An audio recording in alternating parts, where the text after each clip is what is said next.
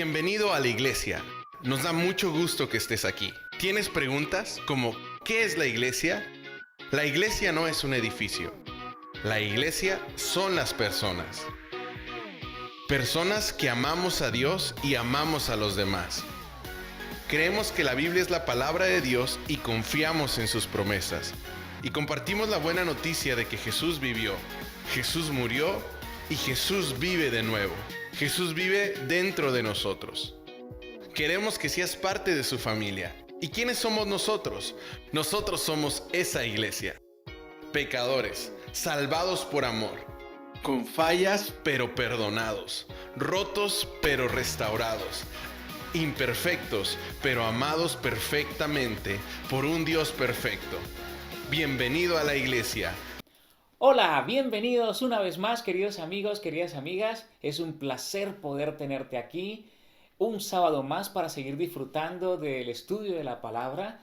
Y mira, la iglesia se ha abierto, pero es que no todos pueden venir. Así que seguimos grabando los mensajes para que puedan llegar a ti también y puedas participar de ellos. Gracias por compartirlos con otras personas, gracias por tus comentarios, por suscribirte y quiero que sepas lo siguiente. Dios está enamoradísimo de ti. Dios está tan enamorado de ti, quiere abrazarte, que por eso se hizo ser humano. Vivió como vivimos nosotros. Padeció más de lo que nosotros padecemos, solamente para que entendamos que Él nos ama. Vamos a empezar cantando, como lo hacemos en otras ocasiones, el himno 107, Canto al Gran Amor. Y luego vamos a orar, pero quiero realmente que ores. Yo empezaré la oración y dejaré un espacio en silencio para que en ese espacio puedas orar y decirle al Señor tus preocupaciones, pedirle que opere milagros en tu vida porque Él está deseoso de escucharte y de hacerlos. Cantemos, luego oramos.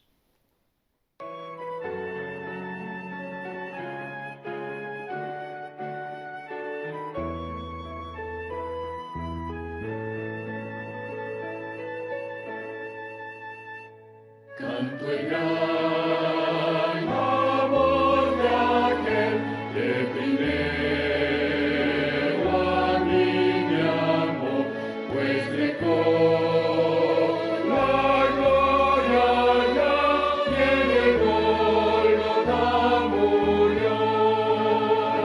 Al amor ensalzaré, alabando al que murió, inmolado para que vida eterna venga yo. Antes que llorara yo, ya por mí lloraba Él, y antes que supiera orar, Él por mí buscó la hiel. Al amor ensalzaré, alabando al que murió, inmolado para que vida eterna tenga yo. Este mundo nunca vio tan profundo y santo amor que del mal me rescató, aliviando mi dolor. Al amor ensalzaré, alabando al que murió, inmolado para que vida eterna tenga yo. Nada bueno se halla en mí, como puedes tanto amar. Yo, Señor, me rindo a ti, hazme pues mi amor mostrar.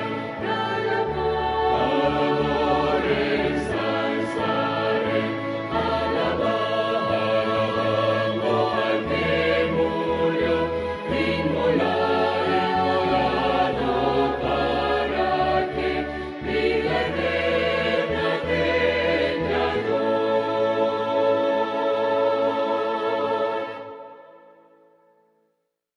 Tal amor ensalzaré, alabando al que murió, inmolado para que vida eterna tengas tú y yo. Oremos. Padre que estás en el cielo, una vez más quiero darte gracias. Una vez más, solo tú que mereces la gloria y la honra, venimos ante tu presencia tal cual como somos, porque sabemos que nos aceptas y deseas transformarnos.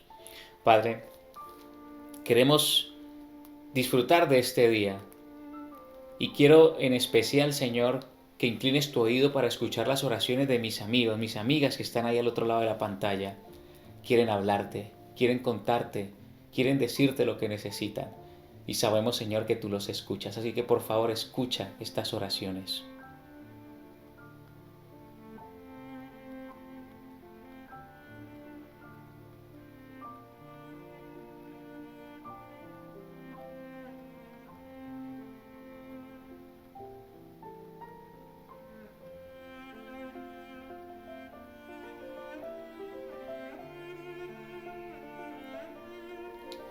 Señor, una vez más te doy gracias por lo precioso que eres, por lo cariñoso que eres, al inclinar tu oído, como dice el Salmo 41, y escuchar nuestras oraciones. Tenemos la seguridad de que nos has escuchado y que obrarás conforme a tu voluntad, y tu voluntad es que seamos felices, que tengamos esperanza. Padre, ahora, danos tu espíritu para que nos des la sabiduría, para mí, para ser solamente tu portavoz, para que estas palabras sean de aliento, consuelo y esperanza, y al terminar esta reflexión tengamos el deseo de vivirlas y compartirlas con aquellos que aún no te conocen. Te lo pido y te lo agradezco en el nombre de Jesús. Amén. Muy bien, habéis visto ya en la portada el título del mensaje de hoy, y es: esta es la iglesia verdadera. Esta es la iglesia verdadera. Una afirmación muy atrevida para el momento en el que estamos viviendo. Mira, haz este ejercicio. Ve al navegador de Google o el que sea, el que utilices, y pon lo siguiente: ¿cuál es la iglesia verdadera? Pon esa pregunta. Inmediatamente se te va a desplegar una lista de denominaciones religiosas cuyos oradores y oradoras van a presentar todos sus argumentos para poder decir que son la iglesia verdadera. Unos van a decir que tienen el nombre verdadero porque está en la Biblia. Otros van a decir que cumplen todas las características de la iglesia verdadera que están en la Biblia. Otros van a decir que son la primera iglesia que se fundó y es la más antigua. Otros van a decir que son los que más número de fieles tienen. Otros van a decir que son los que están por todo el mundo, y así sucesivamente. Pero digo que esto es muy atrevido y osado porque vivimos en la época de la posverdad. Vivimos en una época en la que cada persona tiene su propia verdad. No existe una verdad objetiva. Así que el relativismo es lo que hoy impera. Cada uno tiene su verdad, y como vivimos también en un momento de mucha libertad, hay que respetar las libertades y las opiniones de los demás, por muy ridículas que nos parezcan. Por eso la tolerancia nos ayuda a nosotros a poder relacionarnos con aquellos que ni piensan como nosotros, ni creen como nosotros, sea cual sea la creencia que tengamos o lo que hayamos decidido elegir como estilo de vida. Oxford, la Universidad de Oxford, en el 2018 definió el término posverdad de la siguiente manera: fenómeno que se produce cuando los hechos objetivos tienen menos influencia en definir la opinión pública que los que apelan a la emoción y a las creencias personales. Dicho de otra forma, si me siento bien, si me agrada, da igual que se pueda verificar o no, esa es mi verdad. Y hasta ese punto hemos llegado. ¿Has escuchado el fenómeno de las fake news? Esto es lo que ocurre. Te llega un mensaje, toca tus emociones, ¡ay, pobrecito!, la imagen que sale allí, y se lo envías a todo el mundo, ¿eh? El mensaje pasa por todos los familiares, por todos tus amigos, y ni siquiera has podido comprobar si es verdad, simplemente porque te ha tocado, te ha llegado, y se convierte en otra de tus creencias, pero no hay necesidad de confirmarlo. ¿Qué hacer en un mundo en el que ya no se creen los hechos? ¿A qué criterio acudiremos? ¿Hacemos caso a las verdades que nos dan la razón que se afianzan o a las que afianzan nuestros miedos, odios, o los que hacen que tengamos más afiliación los unos con los otros, o a las que nos resultan más seductoras, más útiles o entretenidas. En estos días has visto que las grandes manifestaciones reclamando igualdad, justicia en muchas partes del mundo ha crecido. Y hace poco en cierto país le preguntaban a un grupo de jóvenes cuál era la ideología que seguían, qué era lo que apoyaban para estar en la manifestación. Simplemente dijeron, mira, no teníamos nada que hacer, nos pareció interesante y al ver tantos jóvenes aquí, pues oye, esto debe ser verdad. Debe ser guay, interesante, chévere, ¿no? Así que se metieron y estaban ahí en la manifestación. Si me gusta, si me hace sentir bien, entonces esa es mi verdad. Allí me quedo, donde me hagan sentir bien. Probablemente cuando pensamos en cuál es la iglesia verdadera, esto quizá también este pensamiento se haya introducido y haya llegado y haya permeado cuando intentamos buscar la verdad, cuando intentamos pensar en, oye, ¿cuál es la iglesia en la que realmente... ¿No será que te has preguntado alguna vez, oye, estos predicadores, esta predicadora, este orador, esta oradora, ¿será que está diciendo la verdad? ¿Será que los líderes de las iglesias no se habrán confabulado y hay una trama por ahí de algo? ¿Has escuchado alguna vez esto? ¿Cómo hacemos para saber si esta verdaderamente es la iglesia? E incluso, oye, Diego, ¿cómo hacemos para saber si lo que tú me estás diciendo es verdad? Damos gracias a Dios porque el cristianismo está fundado en unos datos, no solamente unos datos, sino una información que encontramos aquí en la Biblia. Una gran cantidad de gigas de información se contienen aquí en la Biblia, y en la Biblia podemos encontrar que es verdad. Y por eso necesitamos revisar dentro del cristianismo qué es lo que es la verdad. Y quiero empezar con una frase que es de Ty Gibson, escritor, orador y profesor también, que dice lo siguiente: la verdad no es una mera lista de ideas abstractas o una colección de datos. La verdad es más bien una realidad personificada que se desarrolla plenamente en la revelación de Dios en la persona de Jesús. Y esto es muy curioso, porque la verdad pasa de ser datos, información, diríamos un despliegue de doctrinas, a convertirse en una persona. Cuando vamos a la Biblia y, por ejemplo, vamos al libro de Apocalipsis, en el capítulo 3, en el capítulo 1 del libro de Apocalipsis, de hecho, la palabra Apocalipsis, que es transliterada del griego, cuando decimos el Apocalipsis, todo el mundo piensa en desastres, en guerras, Armagedón, que esa palabra ni siquiera tiene que ver con esto, pero piensa en eso, ¿no? Una lluvia muy fuerte. ¡Esto es el Apocalipsis! La palabra Apocalipsis en griego significa revelación. Y en Apocalipsis capítulo 1, versículos 1 y 2, dice lo siguiente: la revelación de Jesucristo que Dios le dio para manifestar a sus siervos lo que debe suceder pronto. Y la declaró mediante su ángel a su siervo Juan. Y Juan testifica de todo lo que vio, de la palabra de Dios y del testimonio de Jesucristo. El libro de Apocalipsis lo que hace es terminar la revelación de realmente quién es Jesús, para que nosotros podamos conocer a Jesús, porque a Jesús solamente lo podemos conocer a través de la palabra, y Jesús es quien revela quién es realmente Dios. Bien, así que en la Biblia nosotros encontramos esto, pero me vas a decir, Diego, de los casi 7,000 y pico de millones que hay de iglesias por el mundo entero, quizá pueda exagerar un poco con el número, pero la gran cantidad de iglesias que hay, todas dicen que tienen la verdad. ¿Cómo puedo identificar cuál es la iglesia verdadera? Bueno, te invito para que revisemos ciertos conceptos que a veces manejamos y con el tiempo hemos tergiversado un poco el significado, y por eso a veces hacemos algunas preguntas que la formulación de la pregunta no está bien, por lo cual no vamos a obtener la respuesta que estamos buscando. Bien, vamos allá. Hablando de iglesia y religión, vamos a definir varios términos como templo, sinagoga, iglesia y religión. ¿Qué son realmente esos términos? ¿Qué significan? Muy bien, cuando revisamos el significado de la palabra templo o también tabernáculo o santuario, nos evoca al Antiguo Testamento. Varias culturas y pueblos que convergieron junto con el pueblo de Israel tenían sus templos, tenían sus santuarios, tenían sus tabernáculos. El pueblo de Dios también tuvo su tabernáculo. Cuando vamos al libro de Éxodo, capítulo 25, versículo 8, encontramos que Dios le da las instrucciones a Moisés para que construya un santuario y porque Dios va a habitar en medio de ellos.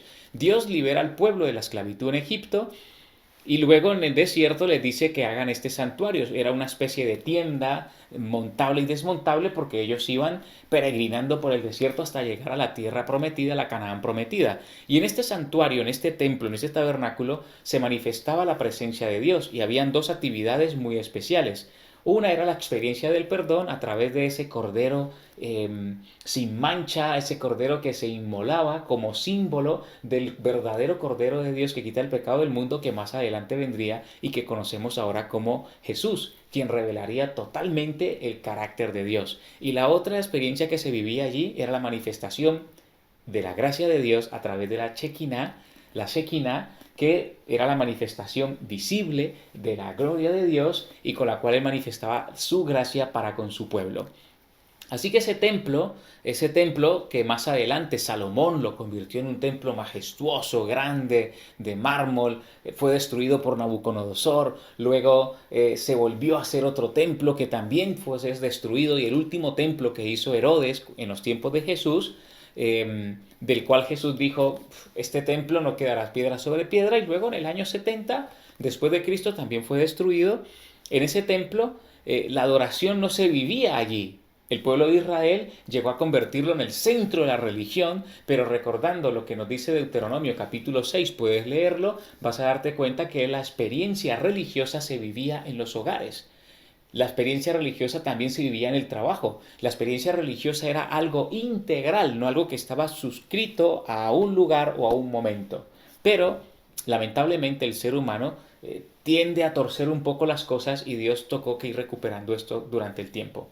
Es por eso que en el tiempo del exilio, cuando ellos ya no tienen el templo porque están exiliados en muchos lugares, en Babilonia, también lo estuvieron en algunos otros pueblos que tomaron al pueblo de Dios cautivo, como los sirios. Entonces ellos allí empezaron a vivir una experiencia diferente, era la de la oración, y empiezan a hacer la idea de las sinagogas. Por eso en el tiempo en el que Jesús viene encontramos la sinagoga. La sinagoga es una palabra que también se traduce como asamblea, reunión, el grupo de personas, pero establecieron un edificio en el cual ellos se reunían y en ese edificio se alababa al Señor, se estudiaba la Biblia, algo que no se hacía normalmente en el templo, porque en el templo se llevaban los sacrificios y se vivía la experiencia de la expiación del pecado. Pero en la sinagoga sí se reunían, se alababa, pero esto lo hacían normalmente en sus casas, pero cuando Jesús vino se había centrado la experiencia religiosa entre el templo y las sinagogas. Luego nos encontramos que Jesús establece la iglesia y nos encontramos esa palabra griega que de donde viene la palabra iglesia, que es eclesía. Y eclesía significa llamados a ir fuera. ¿Bien? Llamados a ir fuera. ¿Bien? Decirle al grupo de personas ir fuera para que sean libres. ¿Pero libres de qué? Libres del peso y la carga del pecado. Venid fuera a tener una relación con Dios, porque a través de esa relación con Dios es la que va a basar vuestra experiencia religiosa. Y ese era el fundamento de la iglesia. Tenían relación con Dios y tenían una misión que era la de contarle a otros cómo era esa relación con Dios que los hacía libres.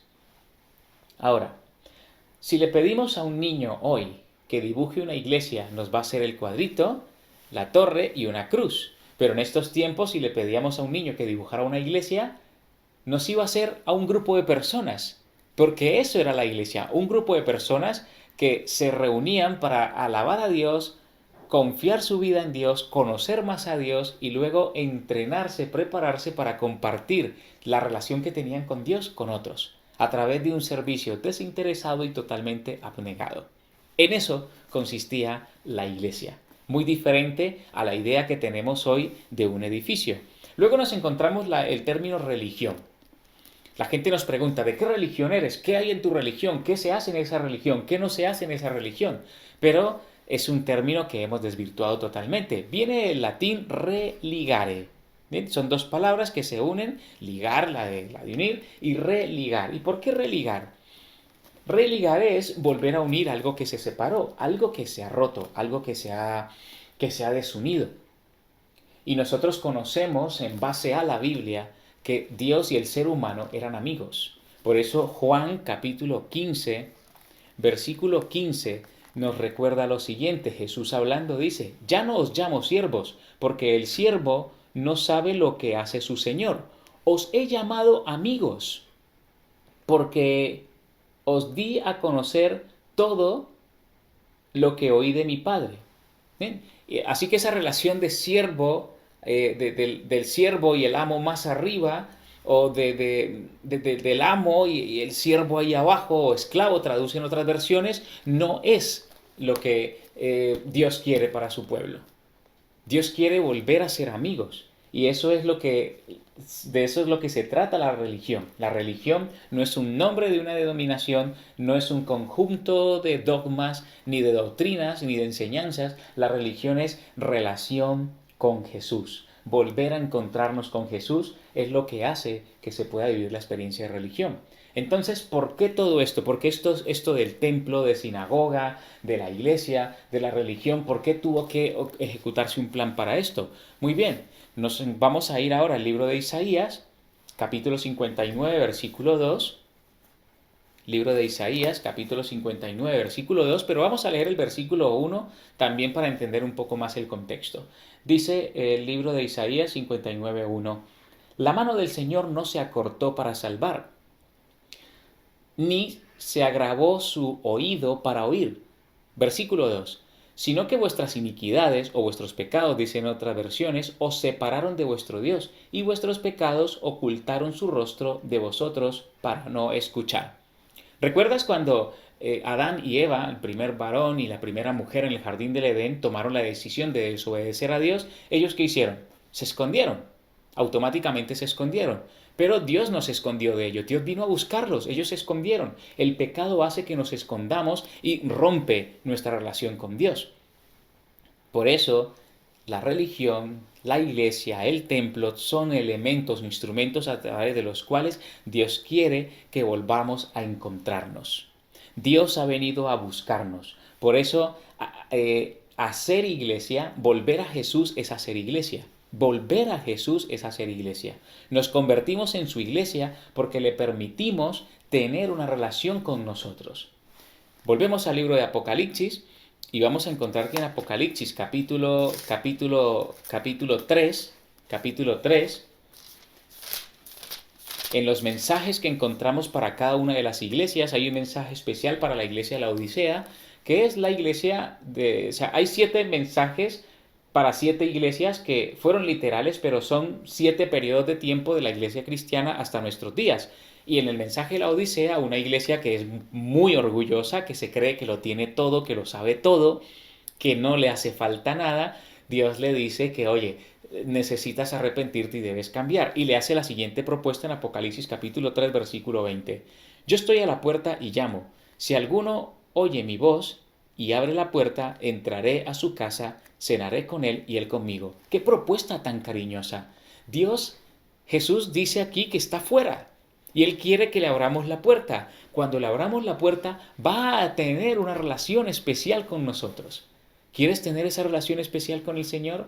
El Señor quiere conocerte, por eso te dije que Él quiere abrazarte, quiere vivir contigo, quiere estar a tu lado, no quiere que estés solo. Por eso no te ha abandonado, aunque no lo veas, Dios está obrando. Y te invito a confiar en ese maravilloso Dios.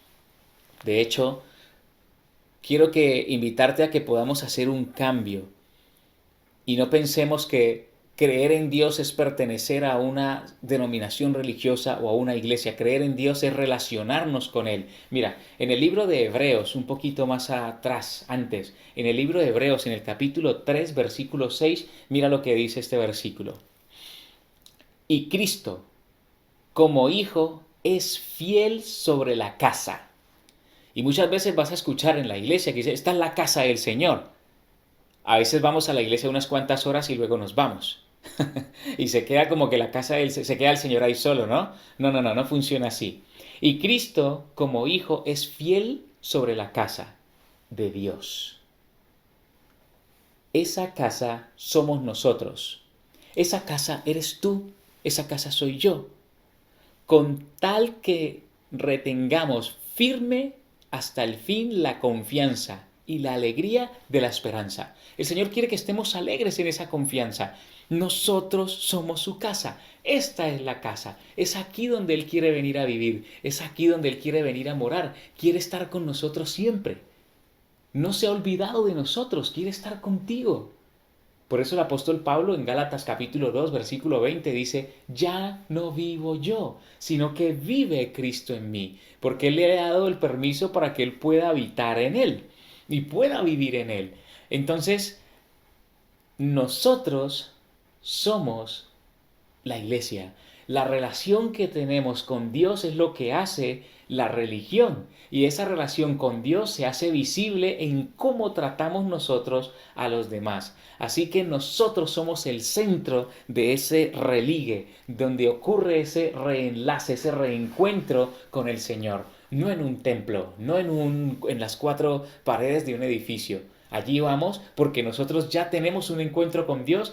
Y cuando vamos por primera vez a un templo es porque allí, o a una iglesia o un local donde está la iglesia, es porque allí están las personas que creen en Dios, que están buscando al Señor. Amén. Bien, vamos un pasito más adelante. ¿Cómo identificar la religión verdadera? ¿Cómo identificar la religión verdadera? Recuerda, no son doctrinas, sino que cómo identificar a los que tienen una verdadera relación con Dios, a los que son verdaderos amigos del Señor. Vamos al libro de Santiago. Bien, vamos al libro de Santiago, adelantico de Hebreos, capítulo 1, y vamos a leer el versículo 27, y mira lo que dice el apóstol Santiago. La religión pura y sin mancha ante Dios el Padre es esta. 2 puntos. Visitar a los huérfanos y a las viudas en sus tribulaciones y guardarse sin mancha de este mundo. Cuando dice de este mundo, no es de las personas, es de la ideología y del tipo de pensamiento que hay en este mundo que intenta modelarnos para vivir un estilo de vida frenético. La vida son 2 días, así que disfrutemos, bebamos y comamos porque uno se muere y nada sabe. No.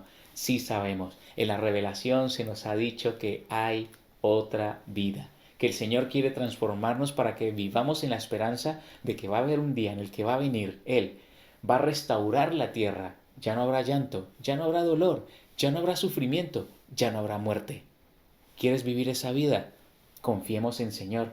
Él lo prometió y quiere que lo vivamos. Así que la verdadera religión consiste en el resultado de esa relación con Dios, que luego lo que provoca es que nosotros podamos hacer el bien, especialmente a aquellos a los que esta sociedad dice que no merecen nada.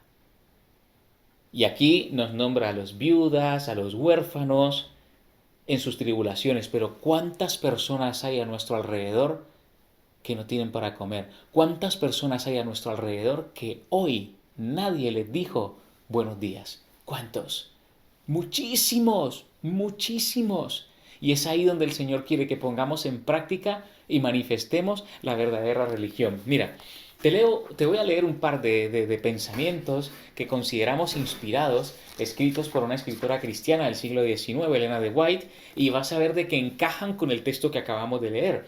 Dice en un libro que ella tiene llamado Ministerio de la Bondad lo siguiente: la verdadera simpatía, hablando de cómo identificar la verdadera religión y la falsa religión, o sea, la falsa relación con Dios y la verdadera, dice: la verdadera simpatía entre el hombre y su prójimo ha de ser la señal que distinga a los que aman y temen a Dios de los que no tienen en cuenta su ley.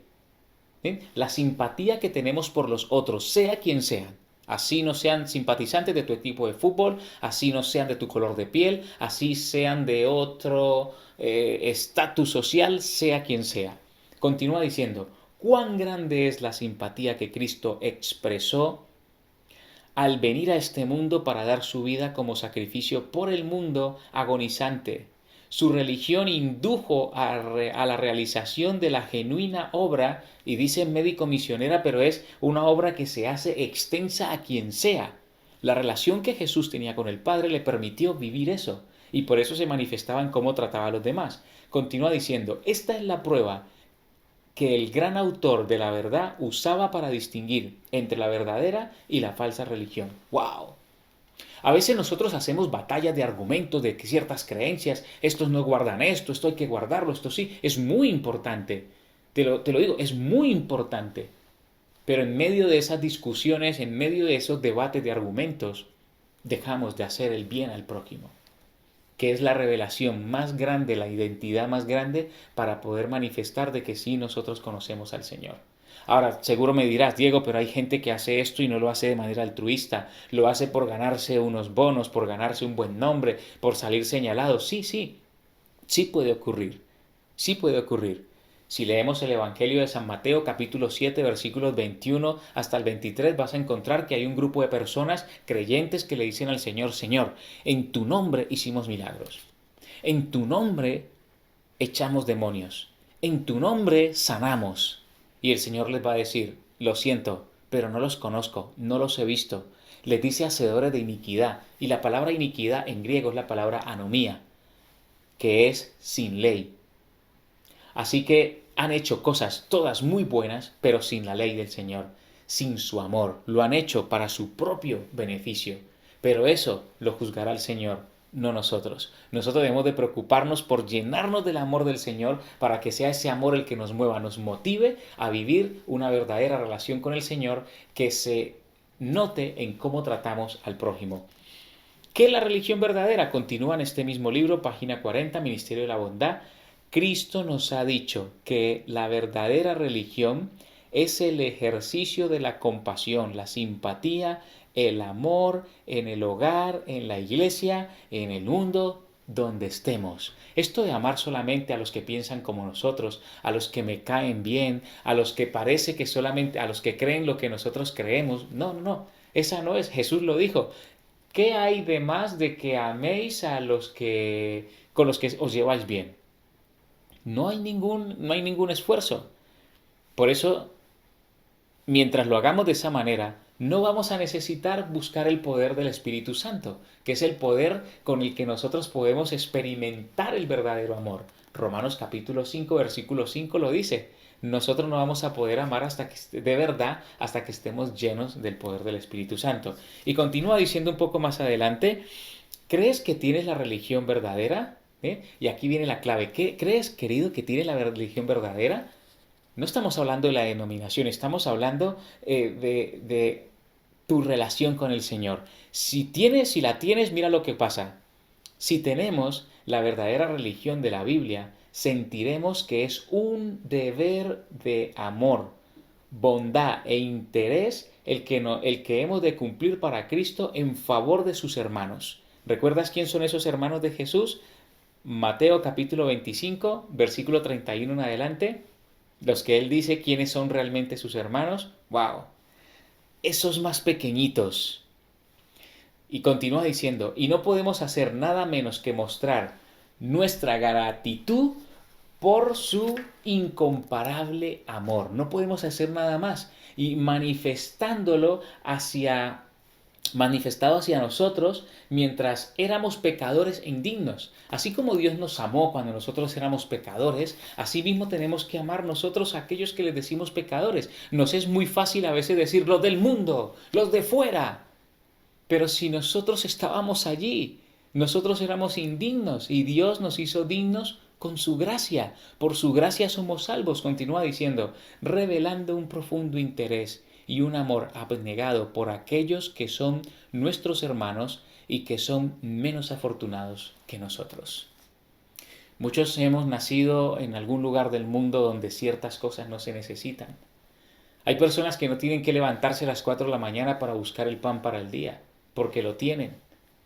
Pero aquellos que lo tenemos, Dios nos invita a que si realmente estamos viviendo en su amor, podamos manifestar realmente quién es Él. Cada vez que hagas una obra un servicio con el propósito de que las personas vengan a tu denominación religiosa, sea la que sea, eso no viene de Dios. Eso no viene de Dios, porque Dios simplemente ama, sin importarle de si quieras creer en Él o no. Y es allí cuando empezaremos a vivir la verdadera religión. Jesús no vino a exigirnos nada. ¿Sabes por qué? Porque nosotros no tenemos nada. No hay nada que podamos darle. Solo quiere que le conozcamos. Solo quiere que le conozcamos. Y la evidencia de que lo conocemos de verdad es el servicio abnegado por el prójimo. Si conoces a Jesús, entonces eres capaz de perdonar. Si conoces a Jesús, entonces eres capaz de dar una segunda oportunidad. Si conoces a Jesús, eres capaz de, si ya diste una tercera, una cuarta, una quinta oportunidad y te siguen fallando, entonces eres capaz de seguir orando, deseándole el mejor bien a esa persona, y es que se encuentre con Cristo. Servir a los demás es el resultado de haber conocido a Jesús. Porque el que no ama no ha conocido a Dios, porque Dios es amor. En Juan, capítulo 13, del Evangelio de Juan, capítulo 13, versículo 35, encontramos lo siguiente. Palabras de Jesús, la identidad de la verdadera religión, de la verdadera iglesia, del verdadero discípulo. En esto conocerán todos que sois mis discípulos, si os amáis los unos a los otros. Y en esto no está hablando de primos, no está hablando de los de la misma denominación religiosa, no está hablando de los del mismo color de piel, está hablando de el prójimo, cualquier persona que esté a tu alrededor, aunque no le conozcas. Hace algunos años atrás vivimos una experiencia que era una locura. Salimos con un grupo de jóvenes y de adultos también en la ciudad de Madrid a hacer una actividad misionera. Mira lo que le llamábamos actividad misionera, y te va a sorprender la actividad en qué consistía. Llevábamos unas camisetas que decían en la espalda: estoy orando por ti. Un cartel también que decía: estamos orando por ti. El propósito era ir por las calles del barrio, aledaños ahí a la iglesia, por el sector, y orar, detenernos y orar por las personas de un edificio. A voz baja orábamos por las personas de un edificio, nos reuníamos, hacíamos el círculo, se notaba en el cartel que estábamos orando porque lo decía, y eso íbamos haciendo. De vez en cuando nos atrevíamos y parábamos a alguna persona para orar por ella. Y llegó un momento en el que le dijimos a una persona: oye, ¿quieres que oremos por ti? Dijo: bueno, sí, claro. Vio a tanta gente y rodeamos allá a la persona que estaba sentada en un banco. Y empezamos a orar por la persona. Y recuerdo que en la oración yo decía: Señor, no sé si esta mujer tiene hijos. Y ella nos dijo: sí, tengo 4. Y nos dijo los nombres y oren por ellos también y todo. Y cuando terminamos la oración y abrimos nuestros ojos, habían 3 personas ahí detrás, y ¿sabes quién eran? Eran sus 3 hijos, porque esta señora vivía en el 5.º piso de un edificio y ellos la observaban, y cuando la vieron que estaba ahí rodeada dijeron: ¿qué le van a hacer a estas personas a nuestra madre? Y bajaron y estuvieron ahí escuchando la oración siempre. La oración tiene poder, y quiero invitarte a que empecemos orando. Ora por las personas de tu edificio, ora por tus vecinos, ora por tus familiares, ora por tus amigos, pero no ores pidiendo que los vas a traer a meterlos al edificio. Ora pidiéndole al Señor que te regale oportunidades para hacerles el bien que Jesús te hizo a ti.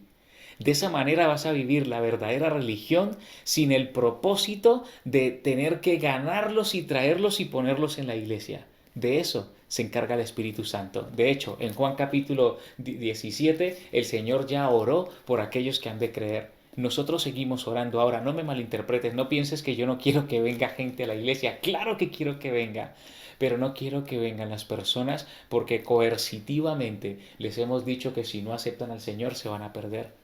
El Señor no quiere que nadie perezca. Juan capítulo 3, versículo 16. El Señor no retarda su venida como algunos lo tienen por tardanza, sino que quiere que todo mundo proceda al arrepentimiento, porque no quiere que nadie se pierda. El Señor te invita a vivir la verdadera religión. Y quiero concluir con una cita de esta misma autora. En el libro Testimonios para la Iglesia, tomo 8, página 313-14, dice lo siguiente: No tenemos tiempo que perder. No sabemos cuán pronto finalizará el tiempo de gracia en el que estamos viviendo. La eternidad se extiende delante de nosotros, queridos creyentes o no creyentes, se extiende sobre nosotros. No quieres morir, nadie quiere morir, todo el mundo quiere vivir eternamente. Continúa diciendo, el telón está a punto de levantarse, Cristo pronto volverá. Los ángeles de Dios están tratando de traernos de nosotros mismos, porque estamos metidos en nosotros mismos, en lo que nos gusta. Lo de la post-verdad ya nos llegó, también nos ha invadido. Me siento bien aquí, pues bueno, aquí estoy bien así, de ahí no me muevo. Pero los ángeles están intentando movernos de nosotros mismos y de las cosas terrenales. No permitamos que trabajen en vano. Los ángeles no solamente están para cuidarte, también están para acompañarte a vivir la experiencia de la verdadera religión. Que el Señor te bendiga y que el Señor nos ayude a vivir esta experiencia. Antes de orar, quiero invitarte a que cantemos el himno 578, Canto al gran amor de aquel que murió por mí. Y luego oramos.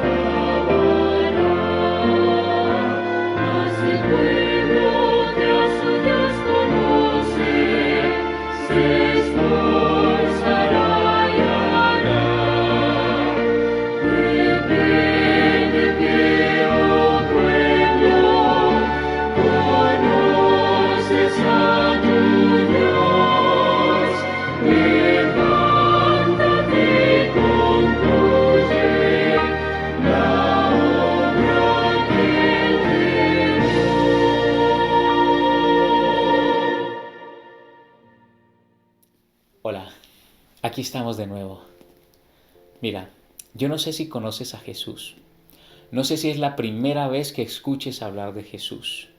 Probablemente para ti este sea un sermón más. Pero quiero decirte lo siguiente. Aunque estés totalmente convencido de las verdades doctrinales que hay en tu iglesia, aunque tengas la interpretación correcta, te pregunto, ¿eres amigo de Jesús? ¿Es Jesús tu amigo? ¿Es Jesús en quien confías? ¿Tienes una muy buena relación con Él? Si no es así, quiero invitarte a que renueves tu amistad con Jesús. De hecho, quiero invitarte a que revises si le preguntamos a otras personas acerca de quién es Jesús en base a cómo tú las tratas, ¿ellos qué nos dirían? La verdadera religión consiste en ser un verdadero amigo de Jesús. Para ello tenemos la palabra, la oración y como resultado nuestra vida como una carta abierta hablará del amor de Dios, hecho realidad en cómo tratamos a los demás. Y si quieres que el Evangelio se predique, Entonces volvámonos, amigos de Jesús. Oremos. Padre que estás en el cielo, quiero darte muchas gracias porque la verdadera religión consiste en amarte, en ser tu amigo, en relacionarnos contigo, en aceptar tu perdón, en hacerle a los demás lo mismo que tú nos haces. Padre, perdónanos, perdóname por intentar a veces creer que la religión es un conjunto de enseñanzas que están bien, pero tú vas mucho más allá. Tú quieres transformar nuestro corazón. Tú quieres, Señor, cambiar nuestra mente. Tú quieres transformarnos de verdad. Padre, envía tu Espíritu porque queremos ser transformados. Cámbianos, Señor. Padre, te agradecemos todo lo que harás. Y al otro lado de la pantalla, Señor, está mi amigo, está mi amiga, está mi hermano, está mi hermana. Ellos ahora están escuchando cómo llamas a la puerta de su corazón. Ellos van a abrir, Señor, la puerta de tu corazón, de sus corazones, y te van a dejar entrar. Transfórmalos con tu poder y tu amor. En el nombre de Jesús te lo pido y te lo agradezco. Amén. Gracias por estar con nosotros, que el Señor te siga bendiciendo, que el Señor siga haciendo de ti esa fuerte fortaleza en la que la esperanza de su pronto regreso sea inamovible. Y recuerda, para Jesús eres lo más hermoso que hay en esta vida y por eso muy pronto vendrá a buscarte.